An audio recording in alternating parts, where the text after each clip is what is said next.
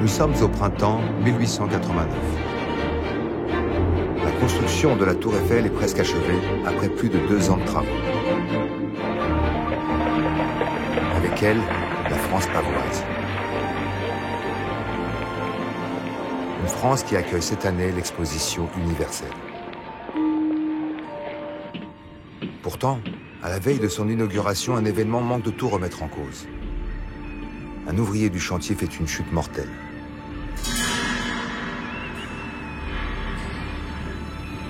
L'affaire est vite étouffée. L'ouvrier s'appelait Angelo Scagliotti. Il venait d'Italie, comme une bonne partie de ceux qui ont construit cet emblème national. Les ouvriers italiens qui ont participé à ce chantier ont disparu de notre mémoire, comme un symbole de l'histoire que nous allons vous raconter. Car derrière les images d'Épinal de notre passé, il y a une autre histoire, avec cette fois tous ces acteurs, ceux d'ici, mais aussi ceux venus d'ailleurs. Ce quart de la population française, enfants, petits-enfants, arrière-petits-enfants, qui ont leurs racines à l'extérieur du territoire. Bon, je suis Marseillais, je suis Français, mais je suis Arménien, hein, ça fait un sacré mélange. Hein. Je suis un fils et un petit-fils immigrés. Nous sommes sur ce territoire des milliers à avoir cette histoire-là.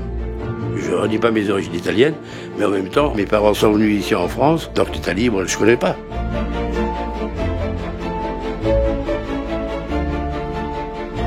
Une histoire où, quel que soit le lieu d'où on vient, tout le monde peut se retrouver. Notre histoire.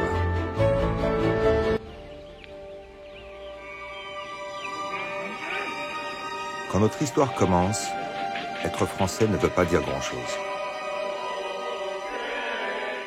On est de son village, de son clocher, de son quartier. La France est celle des petits pays. Quand mon père est né, il ne parlait que le breton. Il n'a appris que le breton. Le français, il l'a appris comme tous les étrangers quand ils viennent en France, qui veulent faire souche. Hein. Breton, mais aussi auvergnat ou ardéchois. Lorsque la misère pousse à partir de son village, on n'est plus qu'un étranger. Quand on est d'Italie, c'est la même histoire à l'arrivée à Marseille. Voilà, tiens, regarde ça. Ça, c'est le grand-père, François Bardot. Il est venu de Turin, lui. À pied. Quand je pense à cet arrière-grand-père là qui part de Turin dans le dénuement, essayer de donner un sens à sa vie, j'ai l'impression que la frontière franco-italienne, c'était un peu un truc abstrait, quoi. Pas de frontières, pas encore de patrie. Quand les Allemands envahissent la France en 1870, la défaite est rapide. La désunion est totale. À Paris, les ouvriers se soulèvent contre les bourgeois. C'est la Commune et des dizaines de milliers de morts.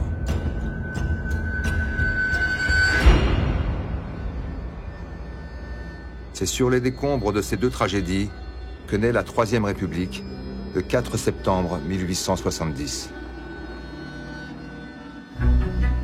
Traumatisés, les républicains n'ont plus qu'une idée en tête. Unir, convaincre les habitants qu'ils appartiennent à une même nation. Ils lancent un programme politique inédit. Il faut faire des Français. Mais comment ces paysans dans leur village, ces ouvriers dans leurs usines, vont-ils se sentir français ?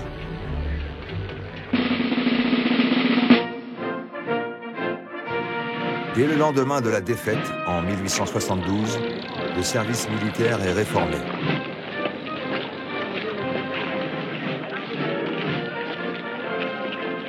Chaque conscrit est envoyé loin de chez lui pour découvrir son pays, ses habitants. La caserne doit remplacer le clocher du village.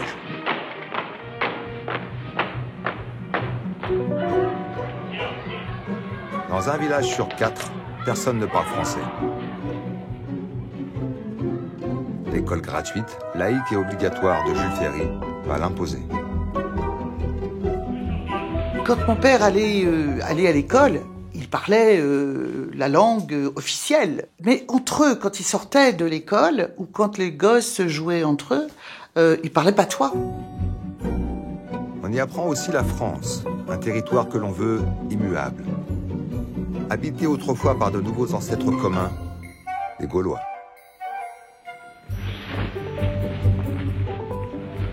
De l'école à la caserne, le paysan du Lot ou du Finistère, l'ouvrier lyonnais ou lorrain, doit sentir qu'il fait partie de la même nation.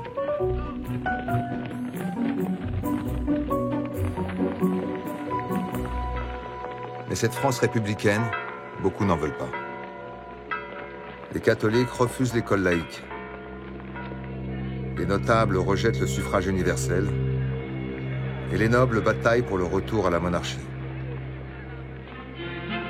Les républicains leur répondent en faisant du 14 juillet la fête nationale. Je suis le chef d'une joyeuse famille. Depuis longtemps j'avais fait le projet d'emmener ma femme, ma soeur, ma fille voir la revue du 14 juillet. Puis après avoir cassé la côte... Mon plus ancien souvenir a été cette manifestation du 14 juillet 1880, n'est-ce pas, qui a été la première manifestation en faveur de l'anniversaire de la prise de la Bastille de 1789, n'est-ce pas? Vous voulez dire que c'est la première fois qu'on a fêté le 14 juillet? On a fêté le 14 juillet, oui. Et je me rappelle avoir remarqué qu'une moitié de la ville était pavoisée des drapeaux tricolores, tandis que l'autre moitié avait fermé tous ses volets en signe de deuil. Le petit drapeau, je te flotte bien haut, image de la France, symbole d'espérance.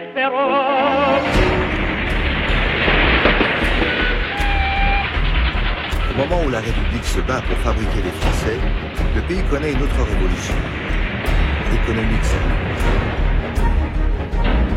La révolution industrielle. La France a besoin de bras. De nouveaux acteurs entre scène. L'écrivain Émile Zola, attentif aux réalités du pays qui se transforme sous ses yeux, les décrit dans La bête humaine. La terre entière passait là. Pas des Français seulement, des étrangers aussi. Des gens venus des contrées les plus lointaines. Quand mon père est parti d'Italie, il est venu avec le train. Il n'a pas fait la montagne. Il y en a qui passaient par la montagne. Mais là, comme il y avait des recruteurs qui allaient sur place pour ramasser les gens, puis qui les ramenaient. Hein. Ils savaient qu'en France, il y avait du travail, donc ils sont venus en toute connaissance de cause. Quoi, donc, ils étaient venus pour travailler. Le père de Marcel Conti s'installe à Villerue, en Lorraine. La ville est italienne. Elle est construite par les industriels, au pied des mines et des usines. Mon père, il travaillait dans une fonderie. Il faisait des moules. Ils appelaient ça des lagotières, c'était parce que c'était des grosses pièces, quoi. C'est assez mal ça, d'ailleurs, parce que je me souviens que quand il était en retraite, les poumons, ils devaient être bien engorgés de toute cette poussière qu'il avait respirée pendant toutes ces années de travail. Parce que là, c'était pas des places de tourpeau, hein, c'était pas les meilleures places qu'ils avaient. Hein. Les paysans lorrains, comme partout en France, restent au village. L'exode rural attendra encore 100 ans. Pour l'heure, pas question de lâcher leur terre pour aller au chagrin.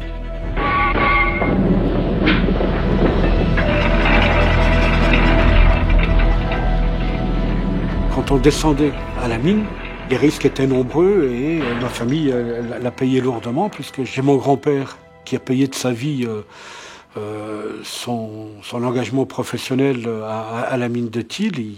Il est décédé quelques années après être arrivé en France d'un accident à la mine.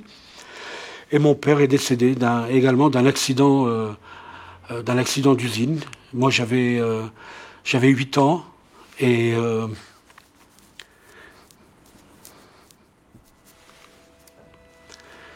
voilà, un dimanche matin,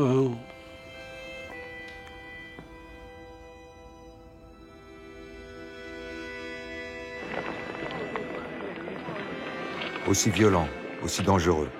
C'est le travail des mineurs du nord de la France, immortalisé par Zola dans Germinal. Là, ce sont surtout des Belges qui viennent suer au fond de la mine. D'autres pointent dans les usines textiles.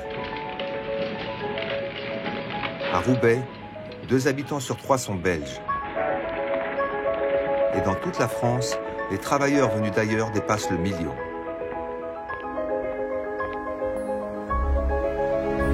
La révolution industrielle dessine une nouvelle géographie de la France. Autour des grandes villes, les paysages campagnards peints par les impressionnistes se couvrent de voies ferrées. Un début de banlieue. Ils sont arrivés, ma mère m'a souvent raconté ça, dans la zone qui était entre la Porte d'Italie et là en gros où il y a la cité universitaire, qui à l'époque était en dehors des fortifs, donc ce qui s'appelait la zone. Il y avait un immense bidonville.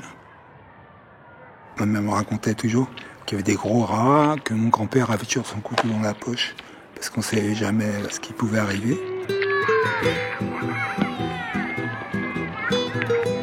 Les Italiens s'installent comme ils peuvent, par village entier.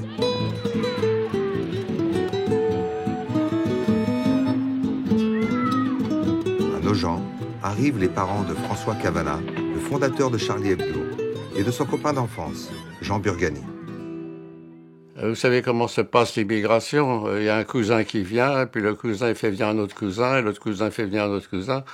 Et on s'est retrouvé que toute la population du canton de Nogent était très importante, elle était occupée par des Italiens tous de la même région.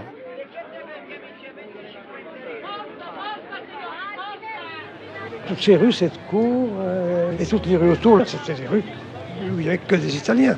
Il y avait quelques Français perdus là-dedans, mais c'était des Français paumés, c'était, on dirait, du sous-prolétariat, quoi.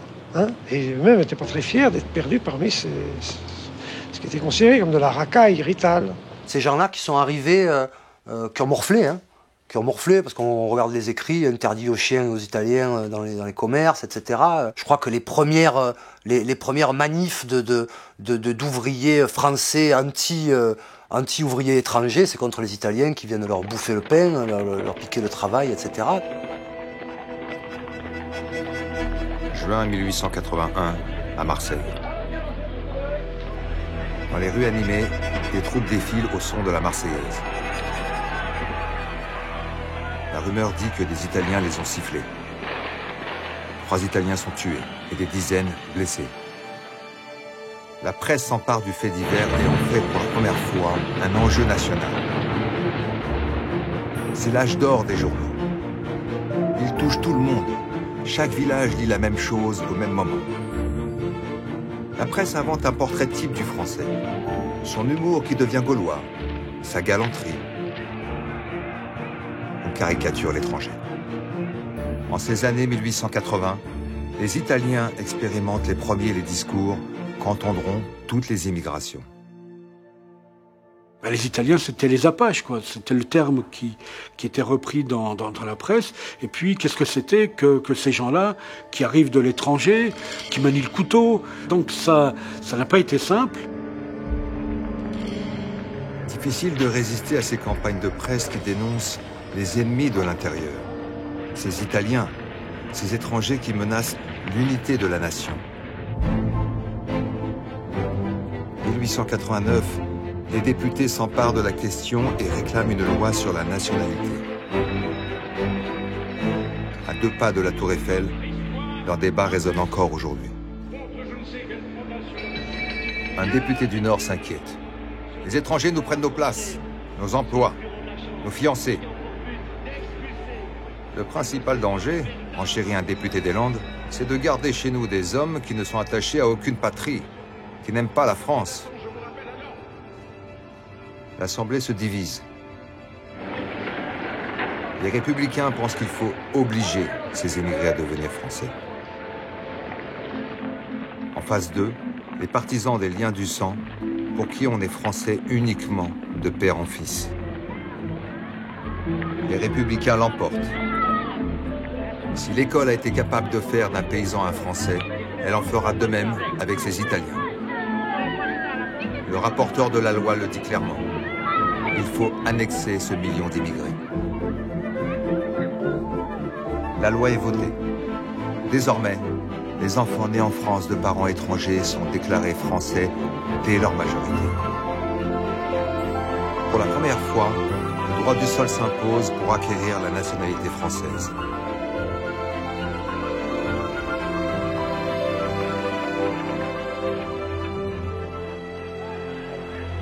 Les opposants à la République ne désarment pas. Ils continuent d'attiser la haine de l'étranger.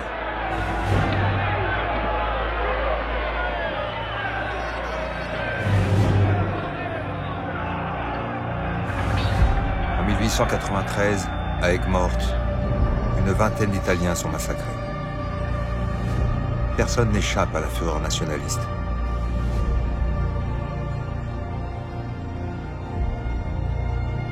L'année d'après, un autre fait divers va changer le visage de la France. J'avais à côté de moi mon ami, un type merveilleux, André Lévy. Et devant nous, il y avait un type de l'Action française. Et à un certain moment, il s'est retourné vers André Lévy et il a dit « D'ailleurs, les Juifs ne sont pas français ».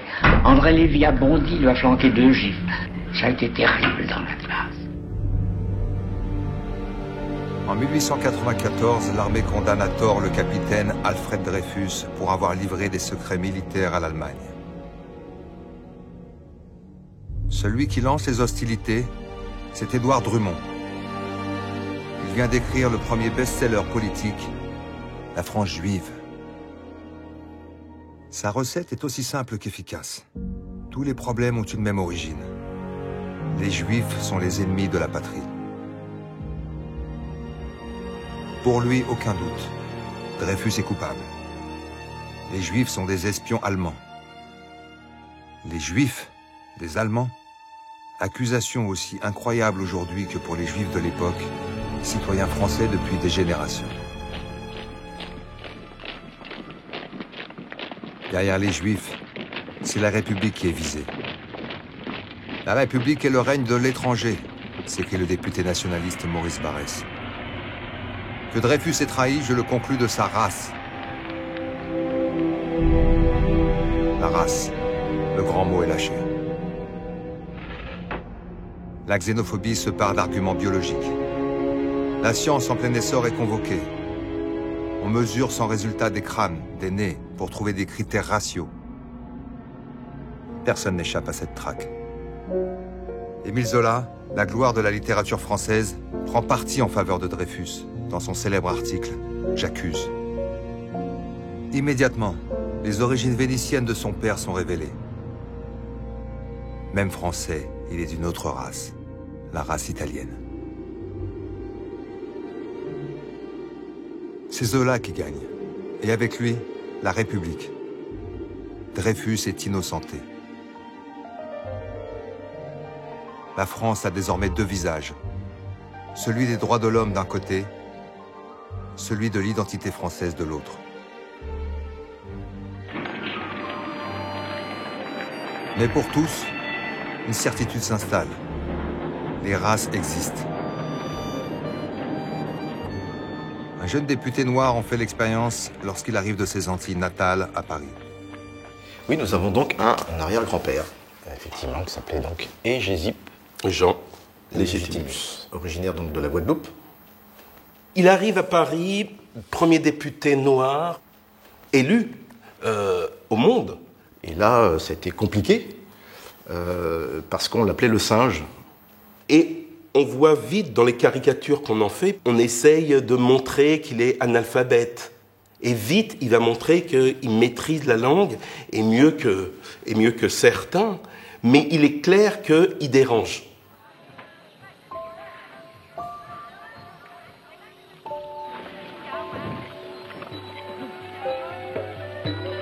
Pour les colonisés, la République française, c'est d'abord cette différence de race. Les colons ont obtenu la nationalité française avec la loi de 1889. Mais les peuples colonisés ne sont ni citoyens, ni étrangers. Ils sont sujets de l'Empire français. Dans les colonies, la race fait système. À Paris, elle fait spectacle. Raphaël Padilla, plus connu sous le nom de Chocolat, remporte un énorme succès.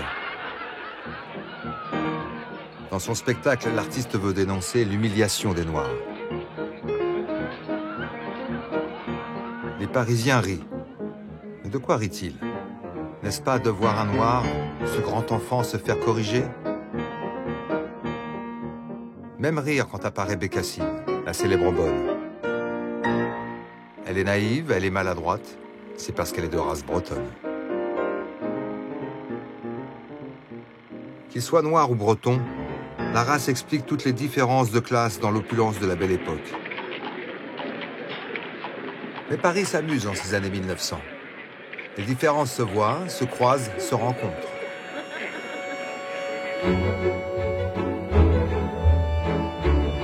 Sous la terre parisienne, Bretons, Kabyles et Italiens bâtissent sans se voir ce qui va être le lieu incontestable de tous les croisements.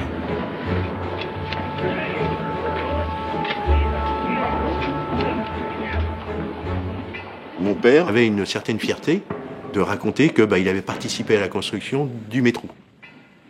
Il y avait toutes sortes de gens qui y travaillaient par groupe. Donc les sociétés, il y avait des Italiens, il y avait des Polonais, il y avait certains Africains. Et ils vivaient en autarcie dans l'intérieur de la galerie. Ça pouvait être une semaine comme 2 semaines.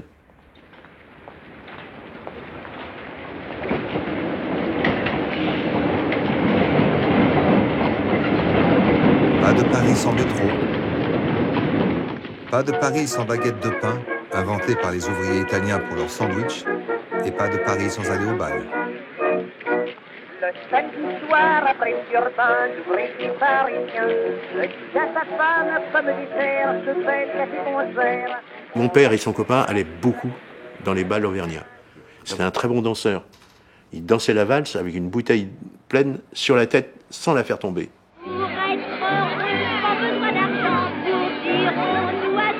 Les Auvergnats dansent au son de la cabrette, leur instrument traditionnel, une sorte de cornemuse. Les Italiens arrivent avec un instrument plus moderne, l'accordéon. Ils se sont rencontrés et à la demande des gens qui dansaient, ils se sont mis à jouer ensemble. Et paraît-il, c'est comme ça qu'est arrivée l'appellation « aller au bal musette ». Chacun arrive avec ce qu'il est et rencontre d'autres qui sont différents.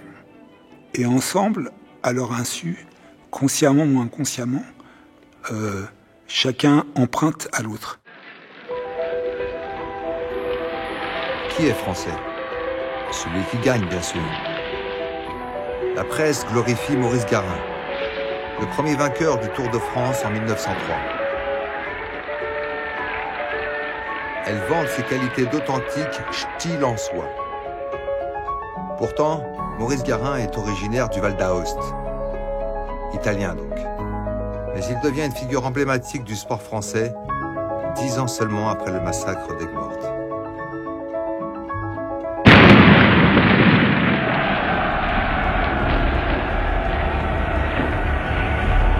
Le 3 août 1914, la guerre éclate. La fierté nationale a aussi une face sombre. Dans toute l'Europe, les États ont développé un patriotisme de plus en plus guerrier. Un patriotisme qui dégénère en conflit mondial. En France, la peur de l'ennemi intérieur ressurgit. Ces Français venus d'ailleurs vont-ils trahir? Dès les premiers jours, 30 000 personnes de 52 nationalités différentes s'engagent pour le pays où ils vivent. Des centaines de milliers de colonisés, des millions de Français partent mourir pour la France. La Troisième République a gagné son pari. La patrie existe bel et bien. Et pourtant, la guerre, c'est bien plus que cela. En guerre, l'État est tout puissant. Pour la première fois, c'est lui seul qui décide du sort de chacun, selon les besoins. Il mobilise les indigènes de l'Empire. La conquête d'Afrique a installé l'idée que les Noirs étaient des guerriers. Ils vont au front. Les Indochinois ayant moins résisté, ils remplacent les ouvriers français partis se battre. L'État recrute même plus loin. Donc mon grand-père est parti de Chine en bateau. Il nous racontait que le voyage avait duré 80 jours et 80 nuits. C'était un voyage bien sûr très pénible, où ils étaient la plupart du temps parqués dans les cales du bateau. Ils sont arrivés à Marseille, on les a lavés et coupé les cheveux. Ils avaient tous des nattes et on leur a coupé les nattes. Ça fait partie intégrante de leur personnalité et de leurs origines. Donc on peut imaginer que ça devait être très, très traumatisant. Des bureaux d'immigration ouvrent aux frontières et font venir 500 000 travailleurs. L'État leur interdit de quitter leurs usines pour trouver une meilleure place. Notre carte d'identité naît ainsi. Tout étranger de plus de 15 ans doit en être muni, sous peine d'arrestation. Recruter en masse de la main-d'œuvre est contrôlée. Cette grande activité de guerre est baptisée d'un nouveau nom. C'est l'immigration choisie.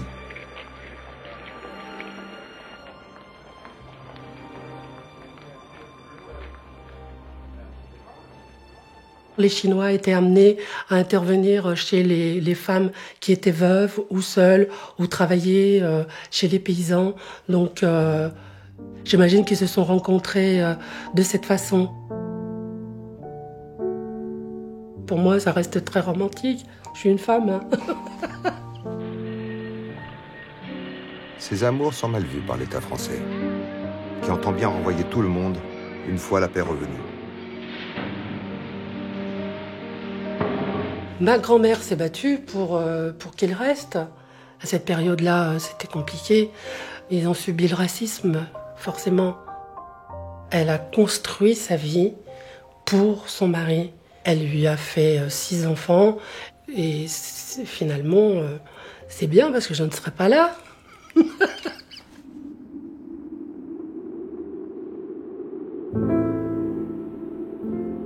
1918, la guerre est finie.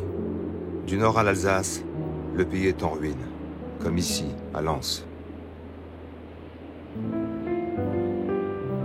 Le chantier est immense, mais avec quels bras? Près d'1,5 million de Français sont morts.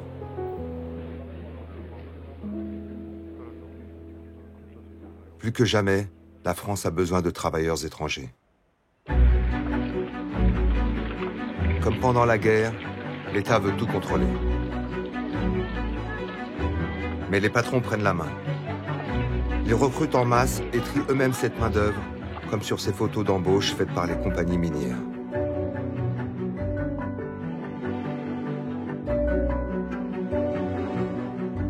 La France devient le premier pays d'immigration devant les États-Unis et son célèbre lieu de tri des migrants, Ellis Island. Notre Ellis Island, c'est Toul, en Meurthe-et-Moselle. Plus aucune trace, sinon cette photo déchirée du passage de milliers d'immigrants. C'est pourtant là que pour nombre de nos grands-parents, l'aventure a commencé. Mes grands-parents sont arrivés, que ce soit des deux côtés, en 1923. Quand ils sont arrivés, donc ils avaient des pancartes quelquefois, parce qu'ils ne parlaient pas français, pour savoir l'endroit où est-ce qu'ils devaient arrêter. On les a répartis, les uns dans le nord, les autres dans l'est, les autres dans le sud. Donc mon papa et mon oncle ont été nommés ici pour venir dans le bassin des Cévennes. Et c'est comme ça qu'ils ont atterri ici. Et moi avec eux. Au hasard du tri, Danielle Pantel est devenue Cévenole. Elle aurait pu être ch'ti. En 10 ans, les Polonais en France passent de 50 000 à 500 000. Dans le Nord, encore aujourd'hui, un habitant sur 7 a une origine polonaise. Ils sont venus avec un contrat de travail. Hein. Avant, c'était comme ça. Vous ne pouviez pas quitter le coin où vous étiez. S'il y a des mineurs qui partaient en Alsace, ils devaient rester là. Ils ne pouvaient pas changer comme ça. Une fois sur place, le destin des familles est aux mains des houillères.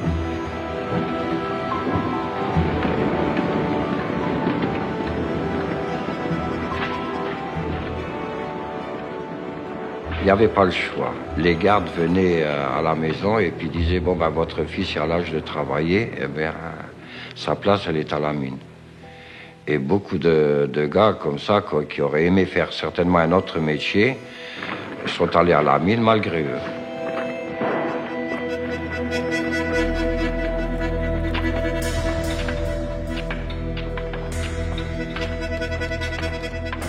Les Polonais, on les mettait quand même dans des travaux qui étaient difficiles quand même, hein. En premier. Hein.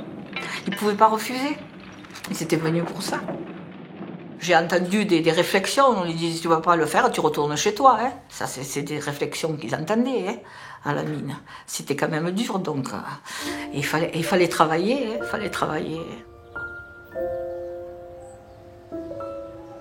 On a retrouvé une lettre, la lettre du père de ma grand-mère maternelle, qui écrivait comment était la vie en France. Loué soit Jésus-Christ, chers frères et belles-sœurs, vous me demandez comment c'est en France et si cela me plaît. Moi, j'ai la France par-dessus la gorge. J'en ai assez mangé, mais le plus difficile, c'est que nous ne pouvons parler, parce que je leur dirai que le diable les emporte et comme ça, nous devons tout supporter.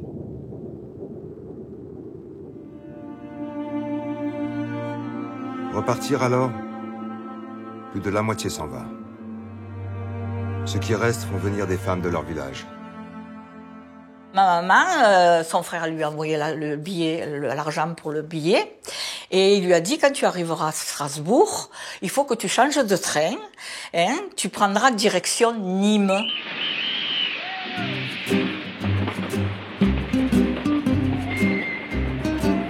Donc ma maman, elle fait comme il lui a dit.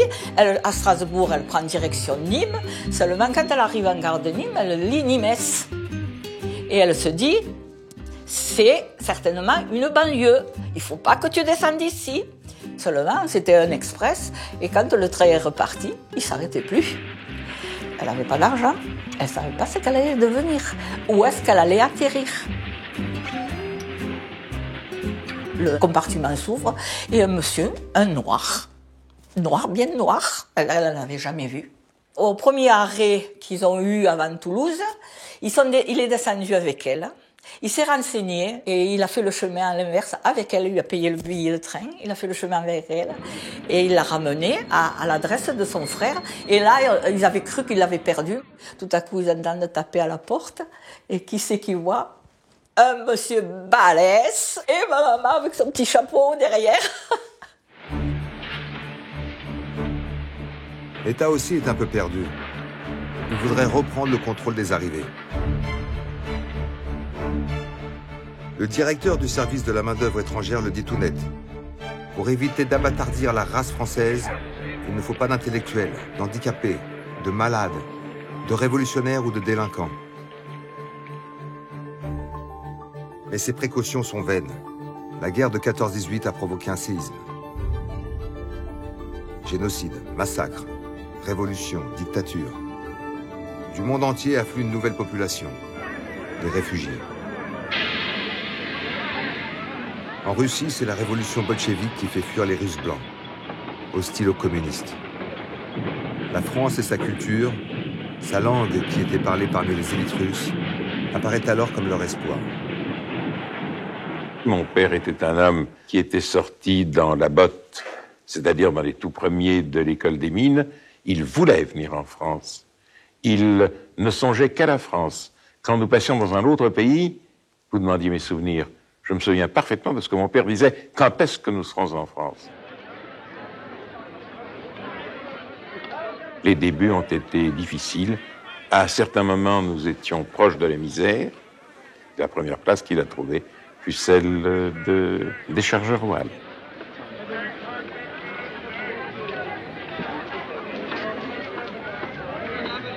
Mon père est venu à l'époque en 1926, donc il était dans le Cosaque du Tsar, et que quand il y a eu la Révolution, bien sûr, donc il est venu en France parce que je pense qu'il y avait du travail, c'est vrai.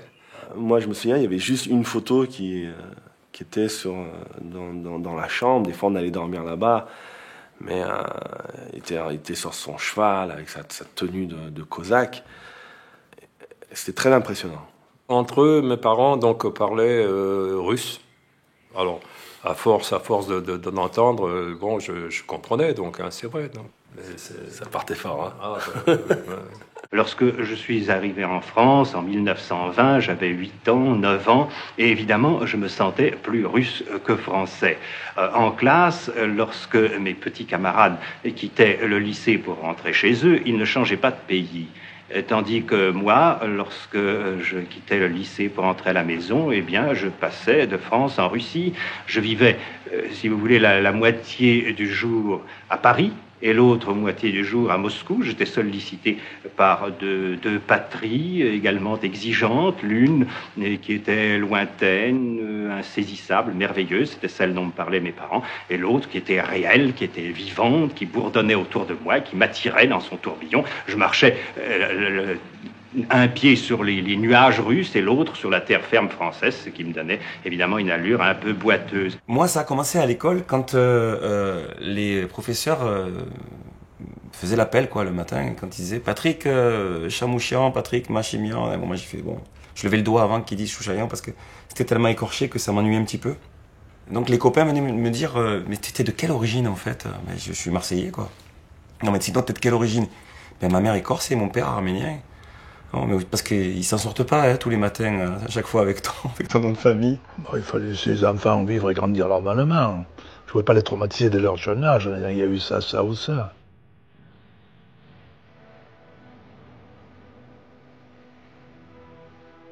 Entre 1915 et 1923, les Arméniens sont plus d'1 million à être massacrés par les Turcs lors d'un des premiers génocides du XXe siècle. Maman était un bébé et elle marchait dans une caravane de la mort dans le désert de Syrie pour aller vers la solution finale qui était Derzoj. Et à un moment donné, comme elle pleurait beaucoup, les gendarmes turcs l'ont arrachée des mains de sa mère, l'ont mis dans un chiffon, ont fait un trou et l'ont enterrée. Et la caravane est partie sous les gémissements de toutes les femmes qui avaient perdu leur bébé. Et à ce moment-là, les premières missions humanitaires sont arrivées. Ils ont arrêté leur jeep là et ils ont entendu des gémissements qui sortaient de sous terre. Ils ont creusé et voilà comment ma mère a pu devenir ma mère. Recueillis dans des orphelinats, les enfants arméniens qui ont échappé au génocide sont dispersés selon les besoins de main-d'œuvre. Ma mère, dès qu'elle a été en âge de travailler, on ne lui a pas demandé son avis, mais on l'a emmenée avec un contingent de filles en Ardèche, à Pont-de-Benat, où il y avait des centaines et des centaines de jeunes filles de son âge qui travaillaient à faire des tapis dans l'entreprise Archambault. L'usine disait il nous faut 30 filles, 50 filles ou 100 filles, et on les amenait. Quant à mon père, au sortir de l'orphelinat, on a dit aux garçons, ceux qui se mettent sur la file de droite vont aller à Marseille, et ceux qui se mettent sur la file de gauche vont aller en Syrie. Mon père, qui se souvenait qu'à l'école, on leur avait lu le Comte de Monte Cristo, toute cette histoire de Dumas et que Marseille, l'Europe, la France étaient un pays de liberté, il a décidé de prendre le bateau pour venir avec le contingent qui allait à Marseille.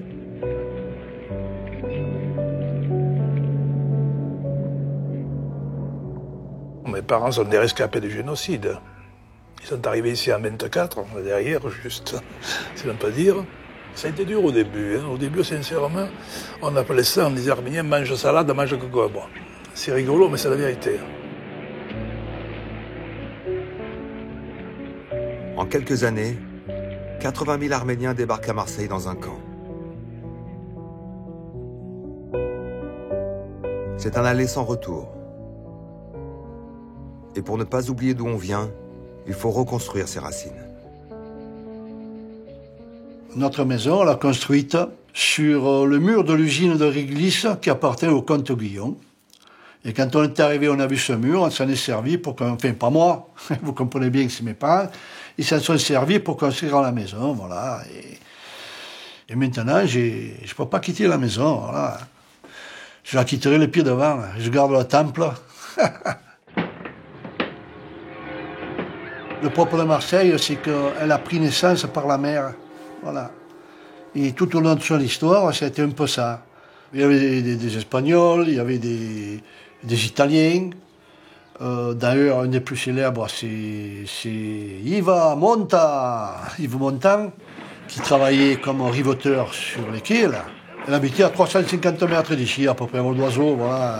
Una mattina mi sono svegliato, oh bella ciao, ciao, ciao, ciao. Una mattina mi sono svegliato e ho trovato l'invasore. Que faisait votre père? Oh, il était simplement que manœuvre à ce moment-là. Nous étions partis d'Italie. Mon père était parti d'Italie parce que chassé par le fascisme.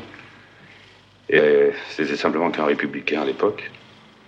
Et puis il était venu s'installer en France en tant qu'immigrant. Vous aviez quel âge quand vous êtes venu en France? 2 ans.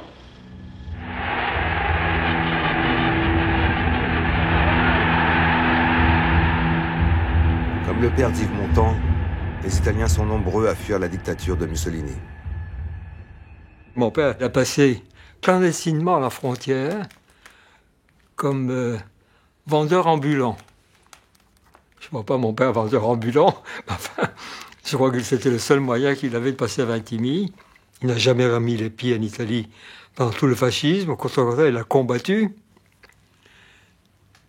Et c'est resté une époque extrêmement difficile pour lui, parce que tous ses compatriotes dans sa propre famille étaient convaincus de la réalité de la victoire du fascisme.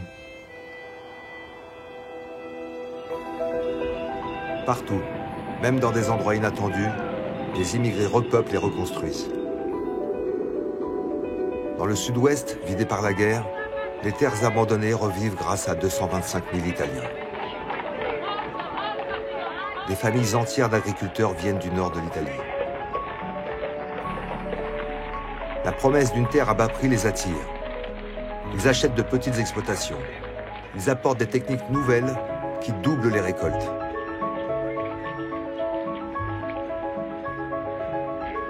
Mon père, il est venu en France et il a fait venir sa femme, qui était ma maman, avec ses 2 filles. Le voyage a duré 3 jours et mon père leur a montré la maison. Et quand maman a vu ça, elle était folle, quoi. Mais tu vas pas m'amener là-bas, c'est un taudis.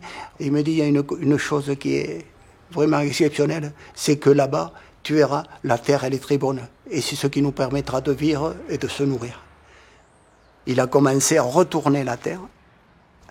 Et ma mère, elle était à l'intérieur avec les petites, et elle l'a entendu chanter et siffler.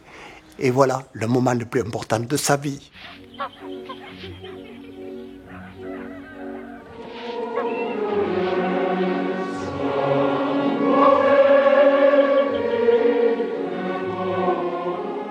Les baptêmes ou les communions ou ce genre de cérémonies, beaucoup plus d'ailleurs que les mariages, donnaient l'occasion, et toujours l'occasion de chanter.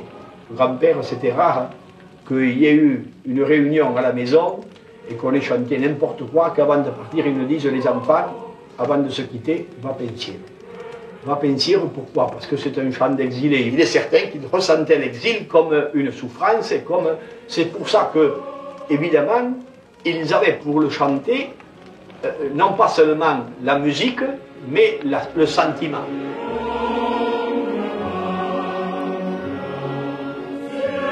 Moi j'ai cette image de Pépé qui était à la table de la salle à manger, comme ça, et qui écoutait ces disques de Verdi, ces Nabucco, c'est tout ça.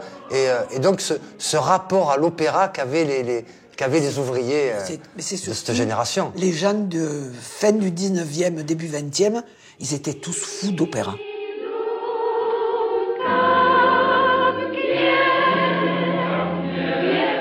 Chanter et cuisiner. Être ensemble pour ne pas se perdre. La communauté était très soudée. Et lorsqu'il y avait un mariage, c'était les voisins qui étaient de mariage, il n'y avait pas de la famille. Et lorsqu'il y avait un baptême, c'était les voisins. Et tous les actes de la vie, c'était la communauté polonaise qui se rassemblait. Et cette solidarité était Moi, j'en garde un souvenir. Bon, mais c'est peut-être que je magnifie les choses, mais bon, c'était peut-être pas comme ça, mais bon, moi, c'est dans mon souvenir. Et puis, bon, à Paris, nous a envoyé un prêtre polonais, donc on vivait avec la paroisse. Italien, arménien ou polonais, la religion soude. La piété est ostensible. Dans une France qui vient d'instaurer la laïcité, on ne le comprend pas. Les Polonaises voilées pour aller à l'église semblent la preuve d'un refus de s'assimiler. Les houillères encouragent ce communautarisme pour mieux les contrôler. Les houillères nous mettaient un garde à la cité pour nous surveiller. Il y avait un garde qui était payé pour ça. Et bien, Jean, ils avaient un fils unique, Jean, il parlait le polonais comme nous, couramment, parce qu'il était toujours avec nous. Au départ, quand il y a les épreuves comme ça, c'est en se soudant qu'on arrive mieux à les passer, ces épreuves. Parce que sinon, si on s'éparpille tout ça, on n'arrive pas. On n'arrive pas parce qu'on n'arrive pas à s'imposer, je veux dire, pas par la force, je veux dire. D'abord, il faut apprendre à parler entre nous, après on apprend quelques mots le français, après on trouve un travail, après on s'éloigne, on fait le vélo un peu plus loin, voilà, c'est naturellement que ça se fait.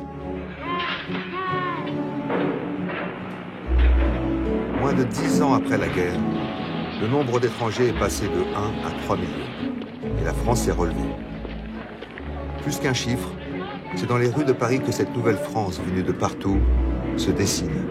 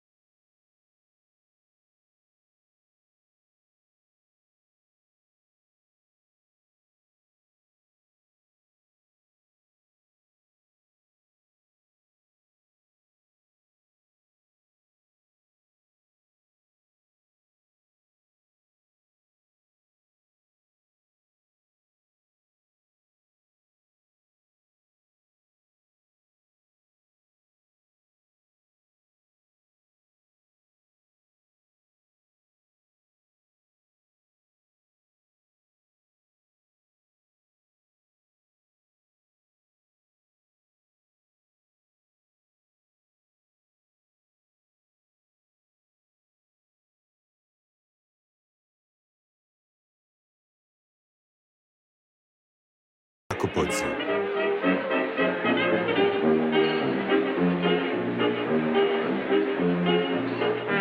C'est à Paris que ça se passe, c'est Paris des années-lumière, Paris ça brille, il y a beaucoup de jazzman qui débarquent, beaucoup de revues, beaucoup de spectacles. Donc ma grand-mère, Darling Légitimus, qui n'est pas son vrai nom, qui s'appelait Marie Paruta, est donc née en Martinique, elle est partie toute seule, à l'âge de 14-15 ans, sur un bateau, le Pèlerin de la Touche, pour aller en France. Et puis, elle a vu des spectacles, elle a assisté à des spectacles, et dont notamment un au Théâtre des Champs-Élysées, où il y avait Joséphine Baker dans La Revue Nègre. Ma grand-mère a eu l'illumination. Donc elle a demandé du travail au directeur de casting de l'époque, et puis lui a demandé si elle savait chanter, danser. Elle a dit oui. Et puis bon, elle a été engagée au culot, comme elle disait. Et puis elle est devenue copine avec Joséphine Baker. Et c'est Joséphine Baker qui a eu l'idée de transformer le nom de ma grand-mère, parce que c'était Darlin. Dalin. Dalin. Hein, Dalin. Elle a dit, tu mets un R et un G, ça fera Darling, parce qu'à l'époque, il fallait américaniser. Paris, c'est la ville cosmopolite, où les artistes du monde entier se sentent à l'aise. À Montparnasse se croisent à la terrasse des cafés les Espagnols Picasso, Miro, Dali, Buñuel, le japonais Fujita, le russe Chagall, les écrivains Hemingway, Dos Passos ou Miller.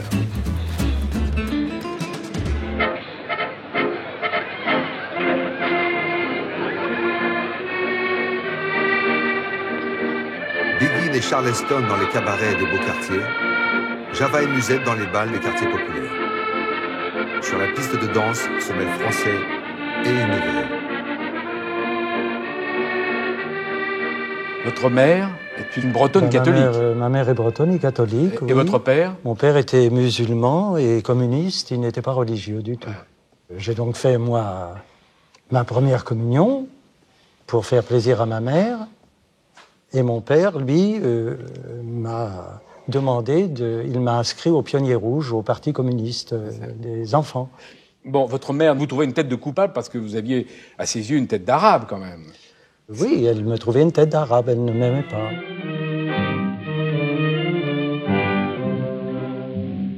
Sur cette terre, ma seule joie, mon seul bonheur, c'est mon homme. Des stéréotypes douloureux qui ont la peau dure. J'ai donné tout ce que j'ai, mon amour et tout mon Le code civil cœur n'arrange rien. à mon homme. Chaque fois qu'une femme française épouse un étranger, elle perd sa nationalité française. Quand je rêve, c'est de lui, de mon homme. La presse s'émeut.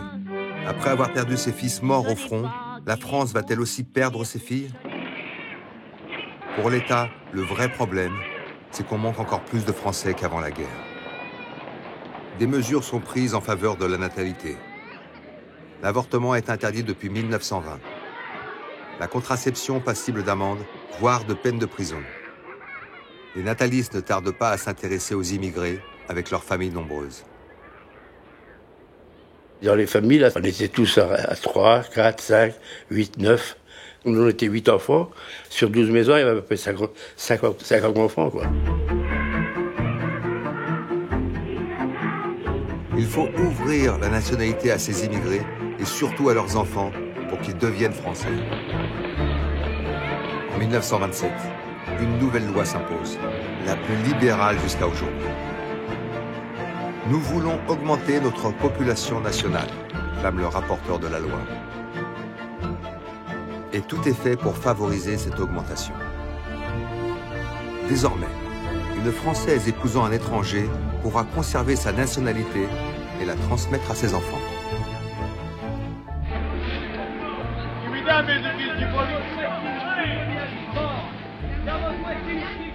Mon père n'est jamais retourné en Italie. Il n'a jamais voulu retourner en Italie parce qu'il a dit c'est la France qui m'a nourri. L'Italie, j'ai fait une croix dessus d'ailleurs. Il s'était fait naturaliser après la guerre avec toute la famille, donc pour dire maintenant on est en France, on est français.